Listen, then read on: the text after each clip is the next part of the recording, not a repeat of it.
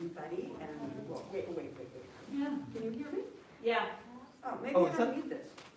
Is that not on? Well, I don't know, I can't tell. I don't think it's You don't think it's on? No, it's not. With the. Check 1, 2, check. Yeah. Okay, check. All right, now can you really hear me? Yeah. Okay, Yeah. okay. I find with the mask, things are a little muffled. So most of you look very familiar to me with a few exceptions. I'm Deb Rutter. I'm the Deputy Director of the library. And I would like to welcome you to our first in-person concert since early March 2020. It has been a long haul. And as you can see, this is a little differently set up than our usual concerts, which usually had 80 to 120 or so people. But we're keeping it small, sort of under the radar. Let's see how it goes, but I'm so very glad you're here. Tonight, we are going to explore the music and history of the theremin, one of the world's strangest instruments. Our guide to this mysterious instrument will be my library colleague, Jared Goldman. Jared has worn many hats before joining the library staff a few years ago as our technology coordinator, including performing up and down the East Coast in a punk rock band. That is my favorite. And Jared is accompanied tonight by pianist Perla Palomo, whom he will introduce. And I do want to thank the Friends of the Library. This concert, like all our concerts and all of our programs, is made possible through their generous donations. And if you shopped at the book sale and help support the Friends further, yay for you. Thank you very much.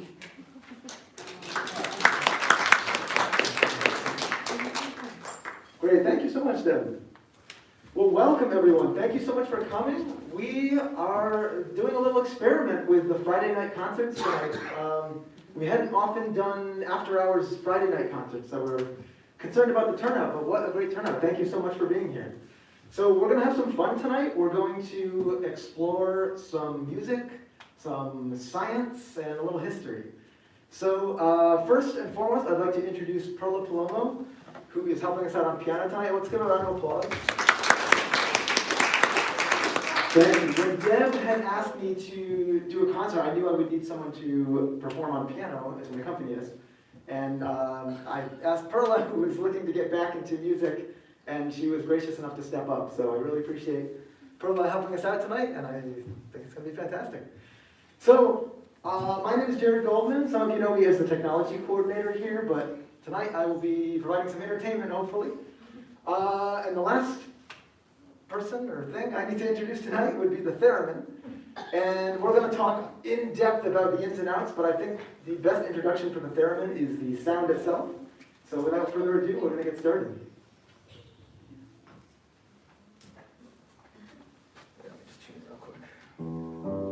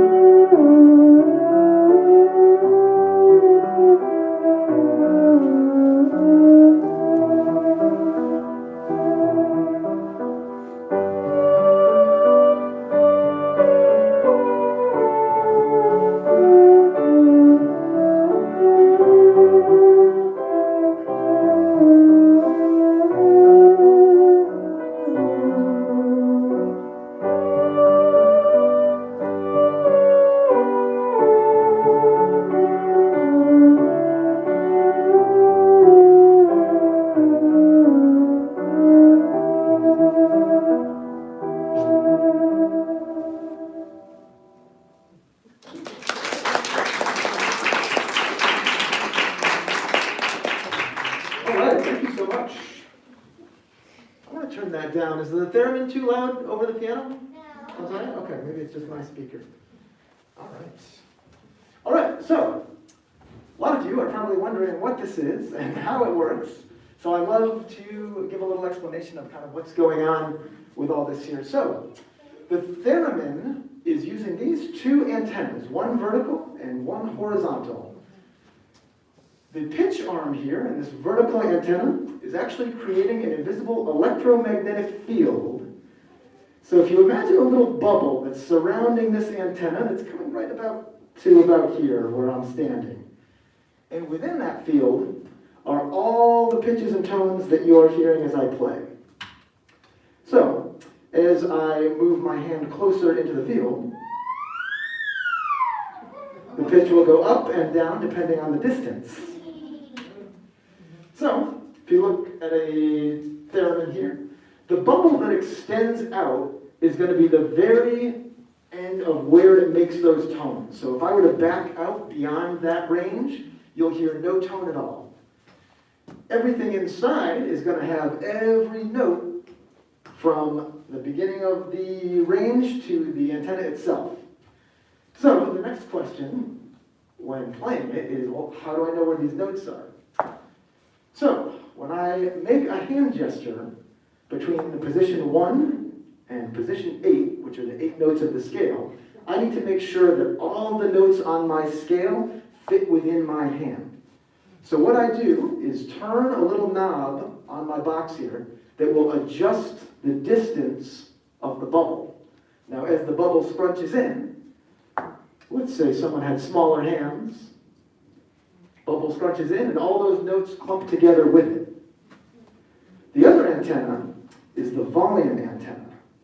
So if you picture a guitar, one hand is playing the notes on the fretboard, the other hand is doing the strumming, or for a violin it would be doing the bowing. The left hand, as I raise and lower my hand, will create those swells.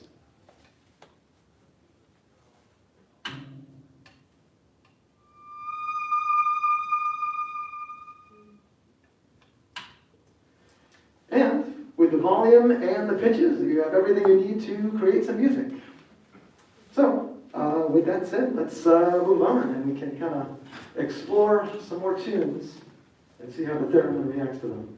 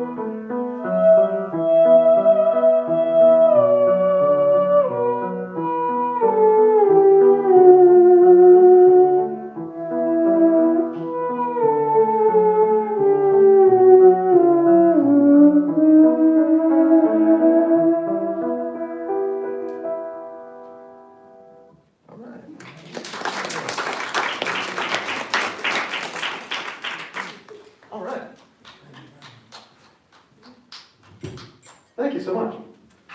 So it would be a little easier to bring the microphone on this side, but a theremin reacts to anything that is an electrical conductor that might be within the field range. So anything metal or carbon bringing into the range will affect the field and affect the pitch, which is why my microphone is all the way over there and I'm walking too.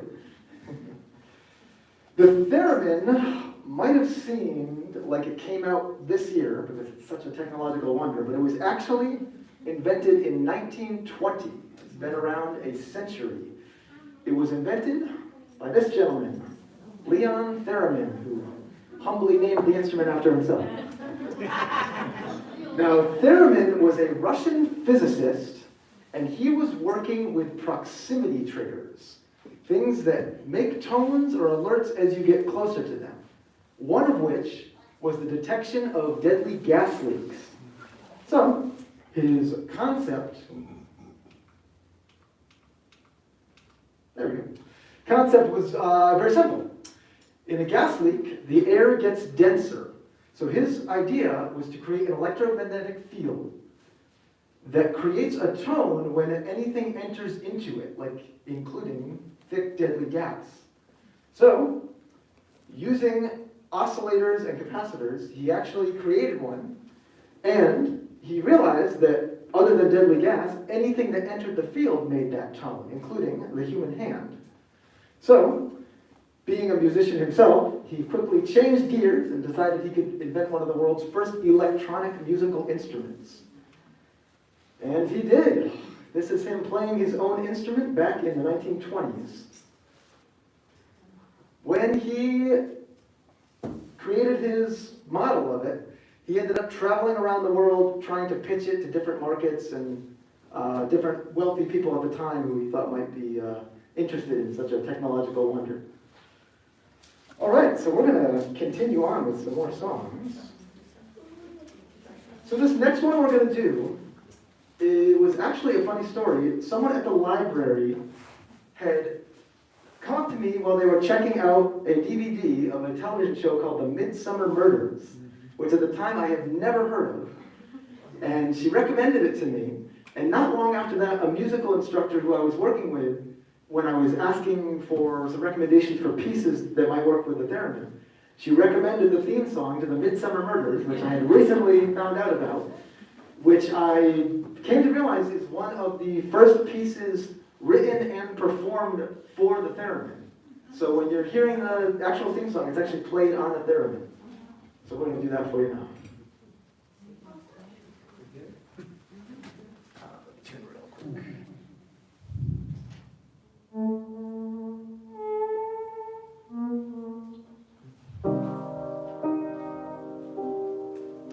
Ready when you are.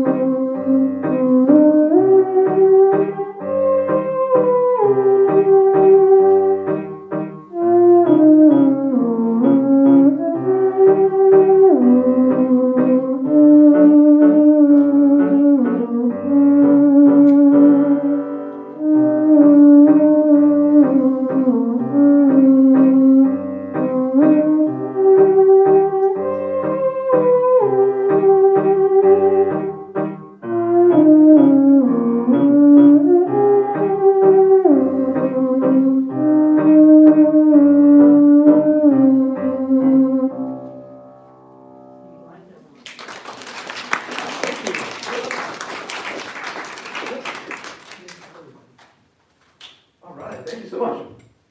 All right, so our next one, I Actually, let me see if I can bring this over here. Not affecting me too much. That may be a little easier than doing the walk back and forth. All right, so when I first approached Perla to help out with piano, we were looking for songs to do, and I asked her, well, maybe you know if you have any that you already know, let's do that, and we can quickly add them into our set. And it turns out that Perla had grown up playing for her church, and so I said, hey, why not? We'll do a couple, like a gospel tune that she knew already to save some time. So here is one called Nearer My God to Thee.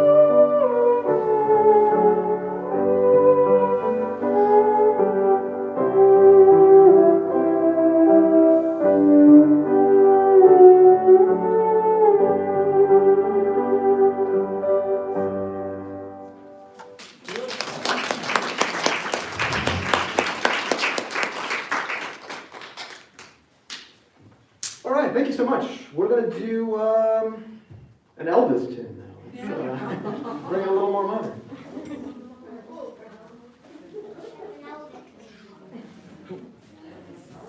You're getting better and better. Oh, thank you.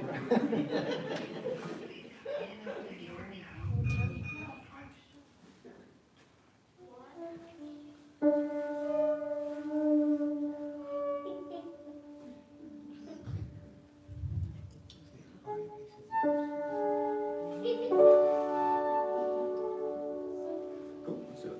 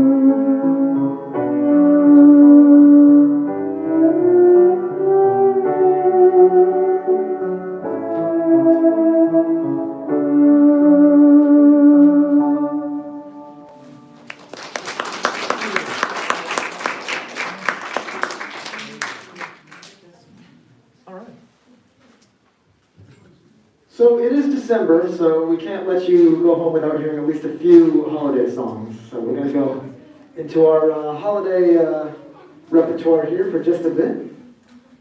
And we're going to keep the Elvis train rolling with this Elvis Christmas classic.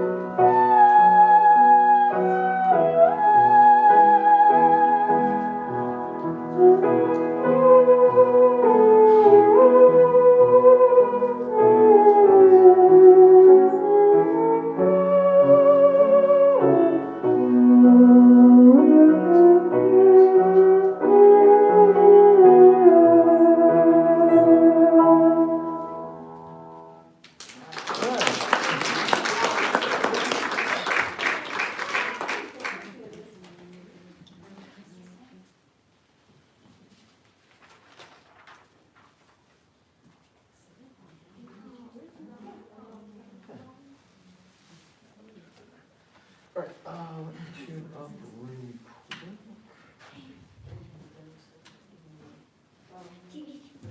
So you will notice me between songs making this strange gesture of flicking the wrist. And that is because the tunings on the theremin at different distances will scrunch the notes together at different lengths.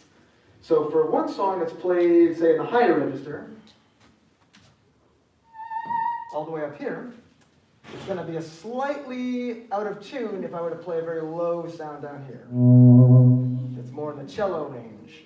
So, what I do is readjust what they call the octave, if you're familiar with music. That means the distance from one note to the same note just above it. So for example, if I play an A, and then adjust to the very next A up in the scale, and it sounds something like this.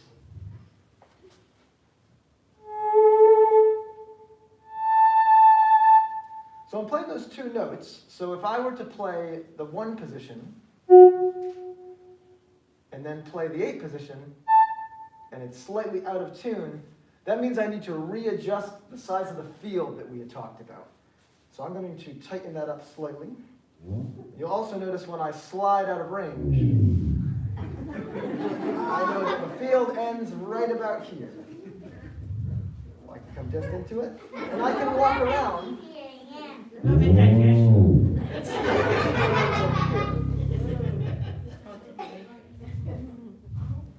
So the bubble, I can kind of chase it around the room and see exactly at what height and what distance the field is. So in this case, I'm going to tighten it up because my notes were a little flat.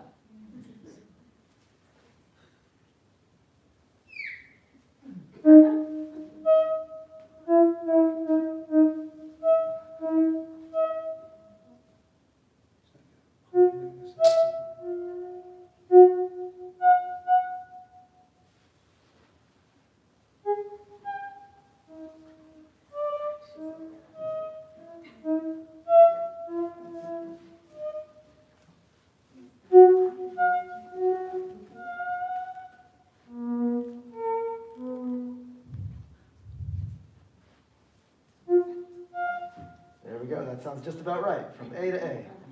So, let's continue with our holiday progression here. Here is Rudolph.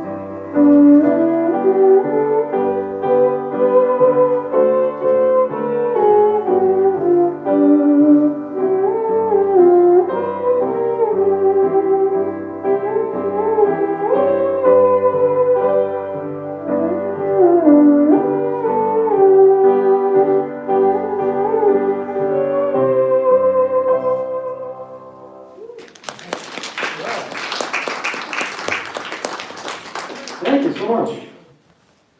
No, Perla, I don't know about these reindeer. They bully the guy mercilessly, and then they only hang him around when they realize he can, benefit them. It's kind of shady in my book. All right, well, thank you so much for listening, guys. One of the other things you might notice while I'm playing this is that unlike other instruments, and if you're familiar with music at all, you'll know that there are notes that you play and the rests that you are silent. And any other instrument, when you see the rest coming, piano for instance, all you have to do is nothing. You just don't play. The theremin is one of the very few instruments where you actually need to play the rests. And that is because, unlike a piano where you have to hit, or a violin where you need to bow, the oscillators keep the tone running. So if I lift up, that will stay all day until I put my hand back down to stop it. So I am actually playing the rests actively when reading music. All right, so let's do our last Christmas tune here. This one, I think you would... I will recognize it from Peanuts, Charlie Brown. Is that where you first heard it? I feel like I've heard it in other contexts, but we'll see if anyone else has a different experience.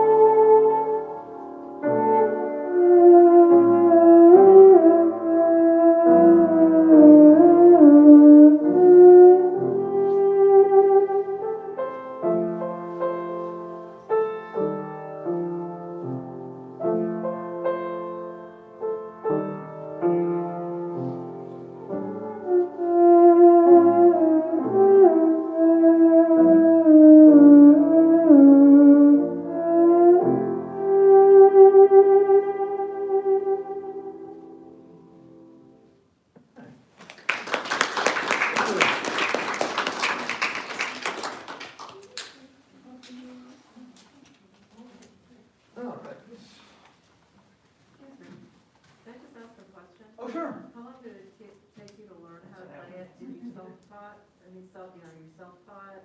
Oh, that's a great question. So I have been playing for about 5 years.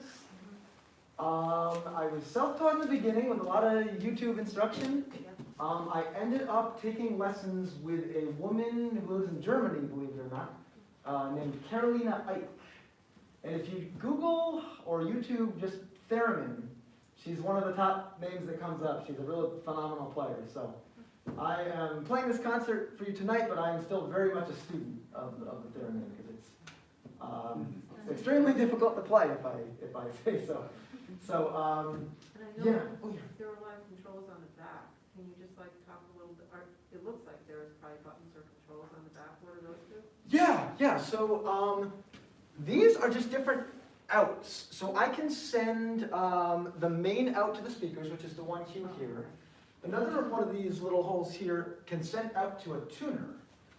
Because when you play the theremin, you are grasping in air literally. So if I needed to play, say, E, there is no real way for me to know that unless I have internal perfect pitch, which very few people have.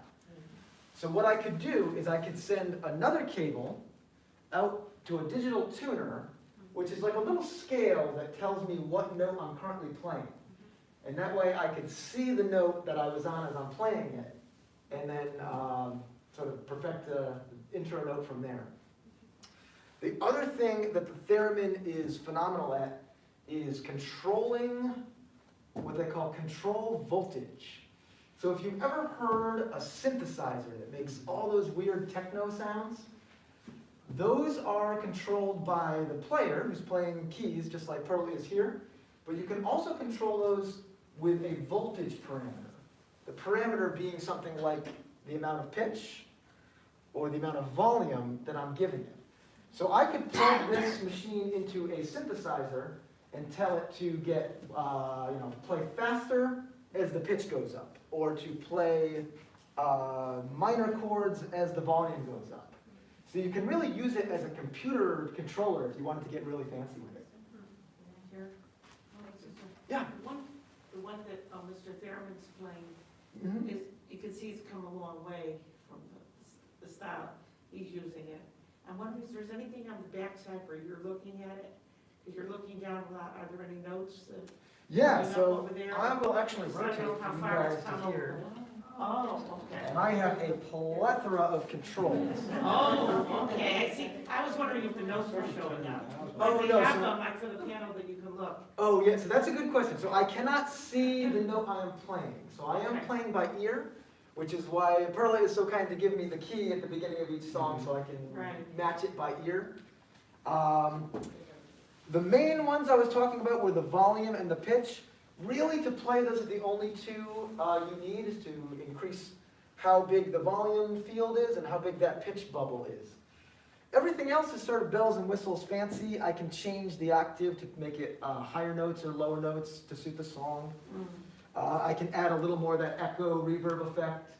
But yeah, it looks complicated, but it's a lot of fancy bells and whistles for the simple. So Mr. Theremin's theremin, no doubt had only a few knobs on it, probably just the volume and the pitch.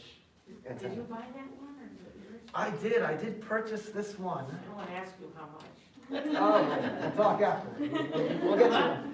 I'm gonna take out a loan for that. All right, so speaking of Mr. Theremin, he had gone out and made a living selling theremins around the world. Legend has it that he had a private meeting with Charlie Chaplin and ended up selling one to Charlie Chaplin. I was unable to verify if this was true, but that was as the story goes. Now, while he was out making a name for his new electronic wonder, in another part of the world, this woman here, Clara Reisenberg, now more famously known as Clara Rockmore, was a violin prodigy who grew up playing violin, and in her adolescence she was stricken with crippling tendinitis and she was no longer able to play.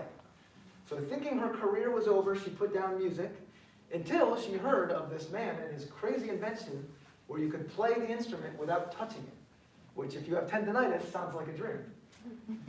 So Here she is playing the theremin. She ends up meeting up with Leon Theremin, and she has a series of notes for him. Now, Theremin, coming from a science background, was able to construct the machine from his scientific point of view. She tries the theremin out, and she says, this is great, but it needs to have more octaves. A musician needs more note range. And he adjusts it for her.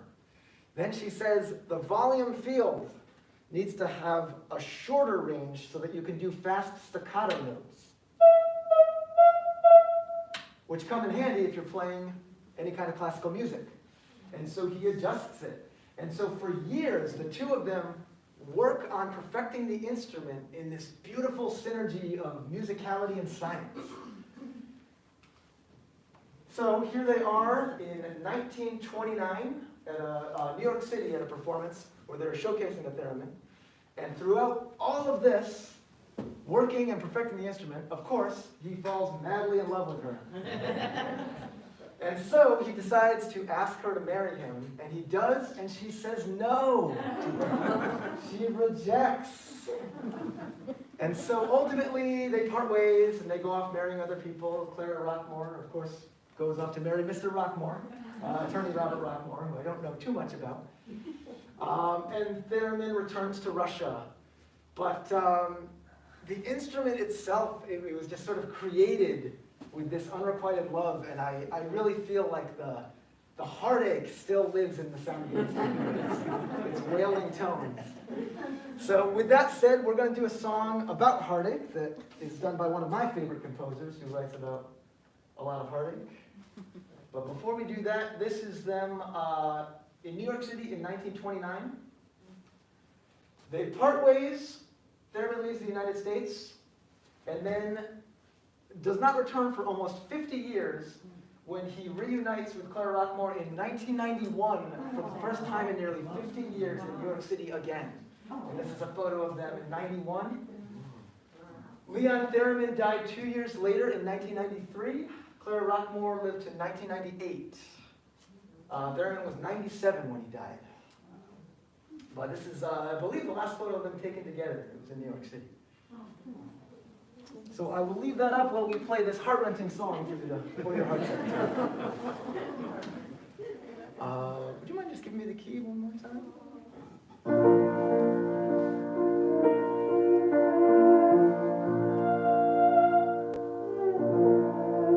Sounds good, thank you.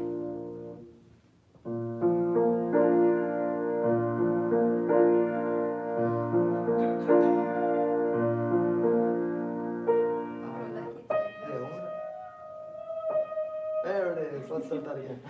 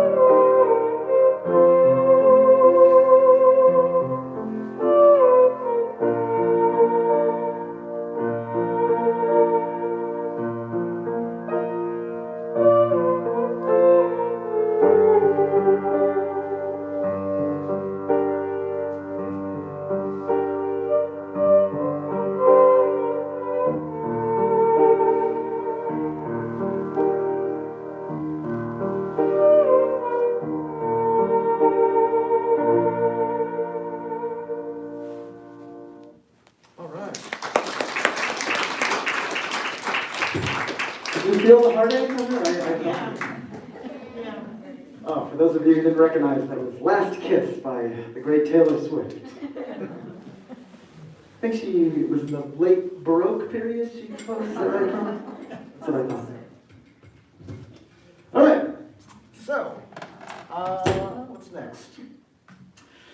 All right, so, after Mr. Theremin goes around the world selling his instrument, up until 1929, what happens? The market crash, the worst time to be marketing anything, especially an expensive, new, affluent, superfluous device. So, Theremin sales plummet. Nobody really hears of it. It doesn't get out to where it needs to be. And for the longest time, it sort of goes unnoticed. Until about the 1950s and 60s, when you might yourself have heard some Theremin works, because it became very popular in sci-fi and horror movies in the 1950s, 60s, and 70s, with that spooky sound that you will probably recognize.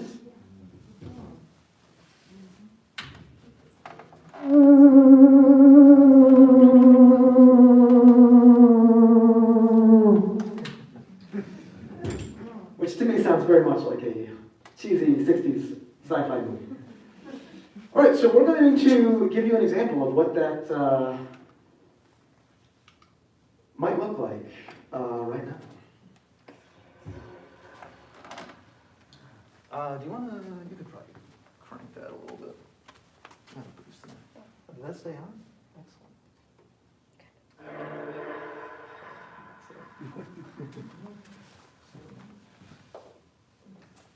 All right, ready?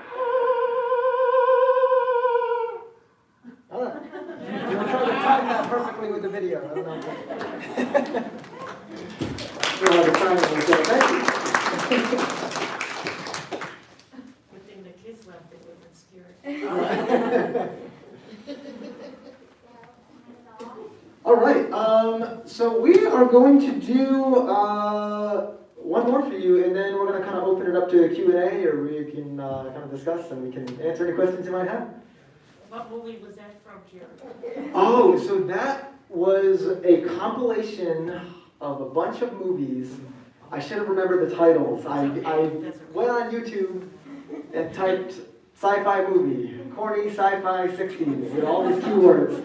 And this was the amalgam of the ones that came up. Like Star Trek or something.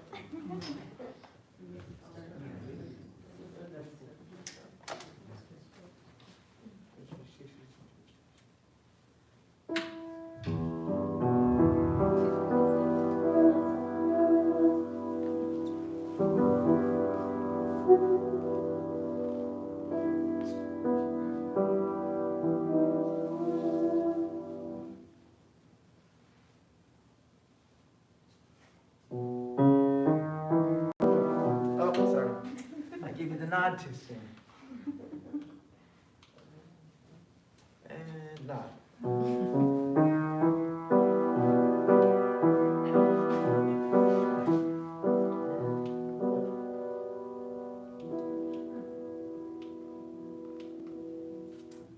There it is.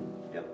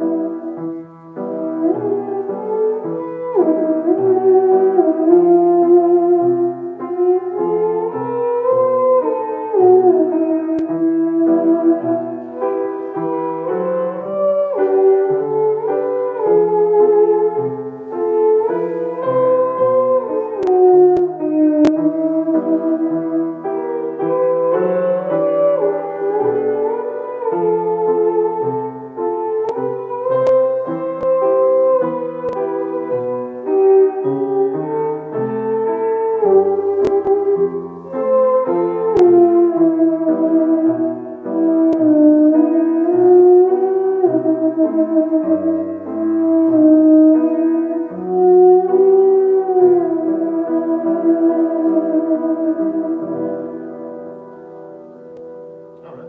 I think we were a little early. Thank you so much. It's always difficult timing with the visuals. All right. So yeah, let's open the floor. If anyone has any questions or anything they want to explore on the theremin. I see one in the way back. Jared, have you any musical experience before? Did you play the piano or do? I played the guitar for a number of years since I grew up, and up until recently, that was really my one and only main instrument. I've dabbled in piano, but not anywhere near as good as my friend here. So yeah, up until now, guitar has been my one and only love until discovering the theremin. Kathy. How did you discover it? Oh, so that is an interesting story. I always say that the theremin sort of called to me when I was 15 years old, and I ignored it until I was about 32. So my first concert ever, actually, was up in a venue called the Webster Theater in Hartford. And I went with a family friend who had taken me and another friend to see our first rock concert. And the band on stage was doing some spooky sound effects, and the guitar player stopped playing guitar and began waving his hand over what looked like an orb or an antenna. I couldn't tell what it was from my spot way in the back. And I was fascinated with it. And for years, I kind of forgot about it. And then years later, I found myself working at a music school in North Haven. And I was talking to one of the instructors there, and we were talking about some concert experiences or something of the like.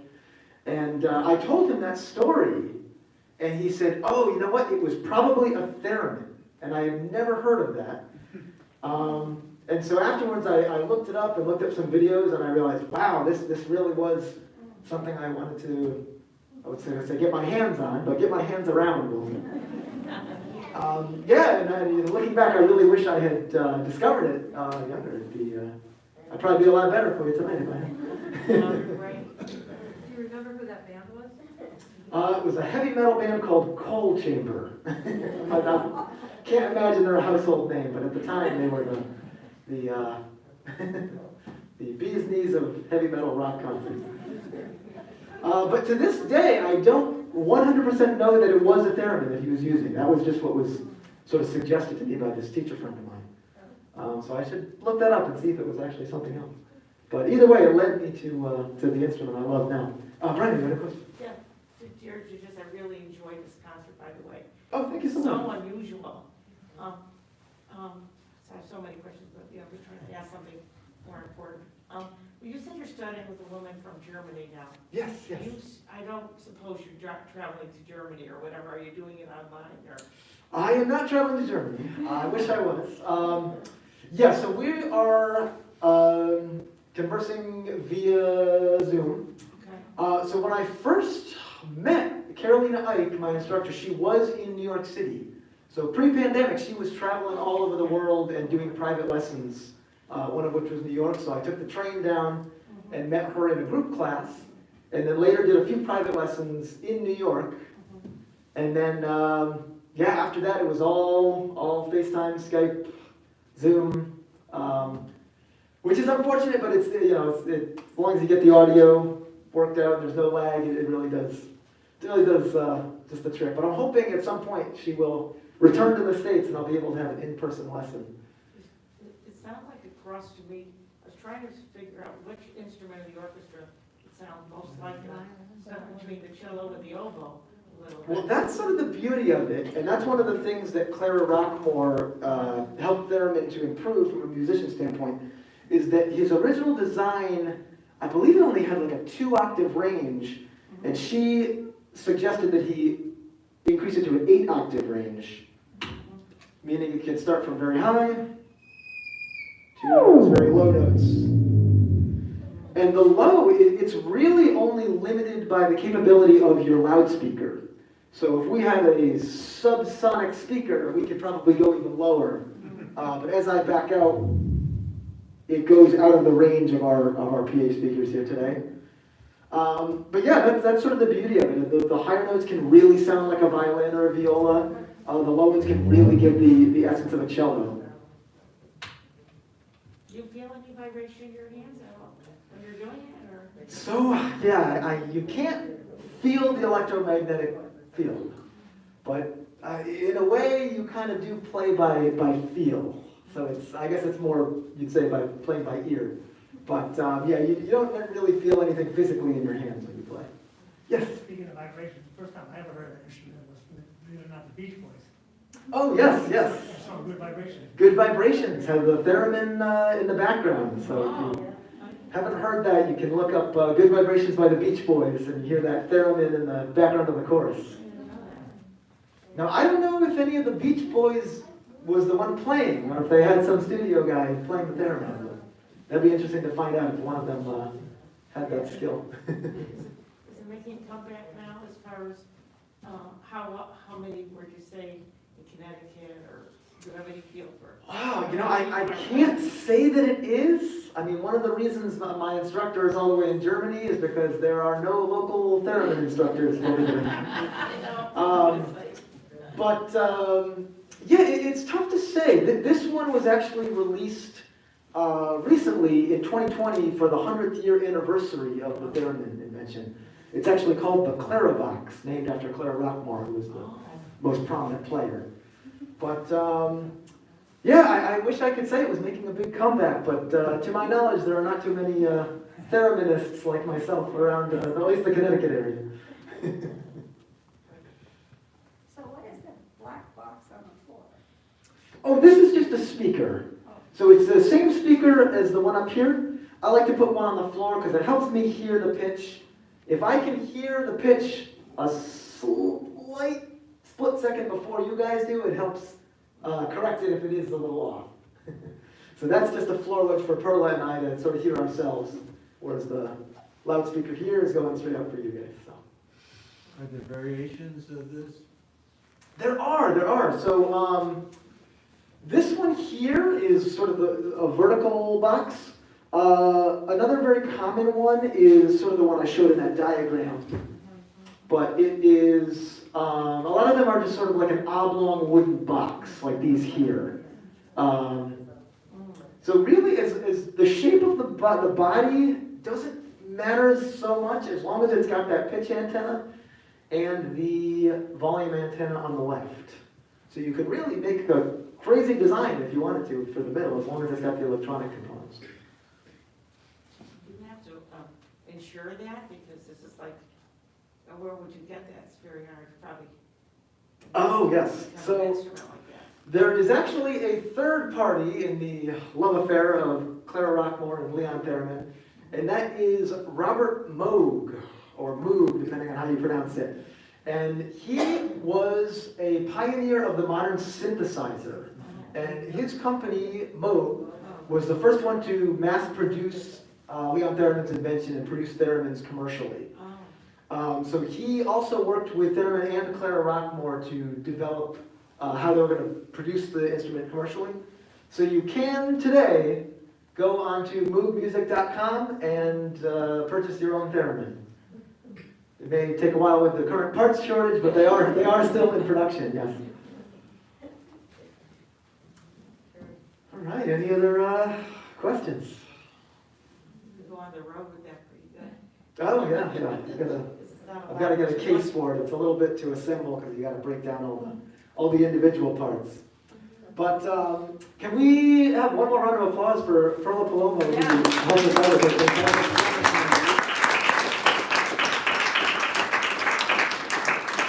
All right, well, everyone, thank you so much for coming. I really appreciate the turnout tonight. If you have any questions moving forward, don't hesitate to ask. My name's Jared Goldman, and I really hope you enjoyed tonight. Thank you.